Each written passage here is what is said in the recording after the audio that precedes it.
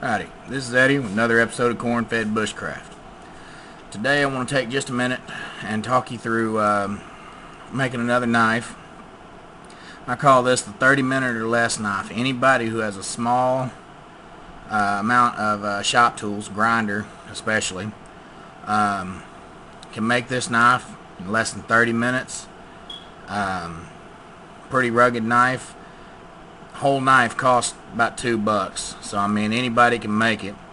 I'll walk you through it, show you a little bit of the process, and maybe you can make one yourself. Alright, here we have the key element to making this 30-minute or less knife. Your average old dollar store putty scraper. Any of these will do. I prefer the solid handle ones like this. A nice solid handle like this, but with a narrow blade on it, similar to this one right here. It's just personal preference. I find that the narrower blade this way, the width-wise this way, from here to here, from up here to here, I mean. I find it's just easier. There's less to wind up having to cut off, and makes the knife a little bit quicker to make. This one here is a real cheap one. I wouldn't recommend making anything out of this, but you know, maybe a fishing weight. Like I say, you know, you want to look for this style of handle, solid handle, nice grip, American made. Always go American. First off, you're going to want to draw the pattern out on the blade. Let me get the camera set up, and I'll give you a little bit of a demonstration on how that works. Alright, here we have it all laid out. First thing you're going to want to do, you're going to want to get you a good speed square, or all else fails, just a good straight edge. You're going to take it, set it up here, get you a good straight line down the putty knife, and then draw with just your old standard pencil or Sharpie, whatever you got. Make you a good mark down it that way. Alright, your next step is going to be to draw the front of the blade. That, you know, a lot of that varies, I mean, on the style of blade you want. But I find a simple curved back blade works the easiest. Alright, now we're going to draw this back. You're just going to start at the base here, right over here, and connect it up here. Fairly simple process. Alright, we got the marks on there. Let's see how well you can see them in the camera here. You barely can because of the light. Like I said, fairly simple process. Your next step is going to be to take this to a grinder, a Dremel, any kind of air cutoff saw, metal bandsaw, just whatever you have in your shop. You're going to start at the back, and you're going to cut that line all the way out. Same across the front. Be careful, don't apply too much heat. You don't want to warp the blade. Slow and easy, steady, don't get in any big rush. Alright, after you've got the basic shape of this knife out, you're going to have these little burrs depending on what you use to cut this with. You're going to want to take a file or something of that nature, clean it up real good. You've got your basic shape. You've actually got what looks like a knife then.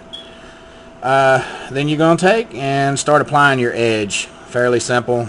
You know, you can do this with the file, grinder, whatever you got again. That's why I call this the 30-minute or less knife. Like I say, it's going to take, you know, take 10 minutes to talk you through it. 30 minutes to make the knife. A real simple process. Key thing to look for when purchasing one of these putty scrapers is going to be to turn it sideways. Let's see if you can see here. You want to look at the thickness of this edge here. You want to get one as thick as you possibly can. You don't want it to be too thin, because if you look, let's see here, let me get it over here where you can see here. There is flexibility to these. The thicker the scraper you get, the more sturdy the knife blade is going to be. You also want to look here on the side and try and find one that goes as deep as possible in here. That's going to ensure long life of the knife and little to no play in the future around this hinge point here, because the putty scraper part of this is only held in by one pin. You've got a hole on the bottom for your lanyard, but all that holds this together is one small brass pin right there. Just that one little brass pin. So I mean, try and find one that goes as deep as you possibly can. With a scraper, you're not going to get, you know, too deep. I mean, that's just the fact of it. They're scrapers.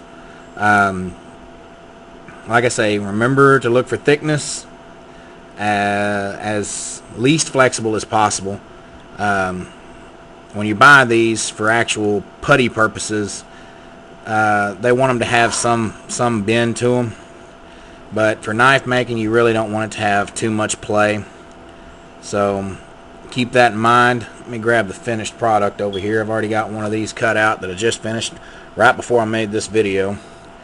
And here we have it. Simple, reliable knife. This one's Red Devil, also made in the USA. Took me way less than 30 minutes to knock this thing out. I think we were more along the lines of 15 to 20 minutes. But I call it the 30-minute or less because you're going to run into some complications every now and then, and you're going to, you know, you're going to get frustrated. You're going to need a, you know, it's not the hardest thing in the world to make, but you always give yourself a little time, a little leeway. I'm not the best at making scabbards. The original guy who inspired me to make this, his video's out there. He does make a scabbard with his. So look him up. Don't have his name right now, but I'll post it down in the comments or something along that line so you can actually look him up. Incredible little $2 knife. It really is. As you can see, you get the product finished. There's still a little flexibility on the blade, but you know, it's tight. It's not, you know, it's not something I would want to rely on as my only knife, but great tool to teach people the skill of bushcraft or introduce someone into bushcraft. So highly recommended him. Overall, it was just a fun project to make. So give it a shot and see what you think. Let me know, post it in your comments, whatever, and just let me know what you thought. Alright, like I said, I've seen the video. YouTube, apparently it's a fairly popular video. Thought I'd give it a try myself. I'm always down for something that looks simple and bushcraft related. Give it a try. Let me know what you think. Let me know what your success was. I would really like to hear from you. Who knows, you know, one of our future prize giveaways, we may throw one of these in there because they are very simple to make, and once you've seen one, you know, you'll realize just how easy they are to make. So this has been another episode of Corn Fed Bushcraft, and until next time.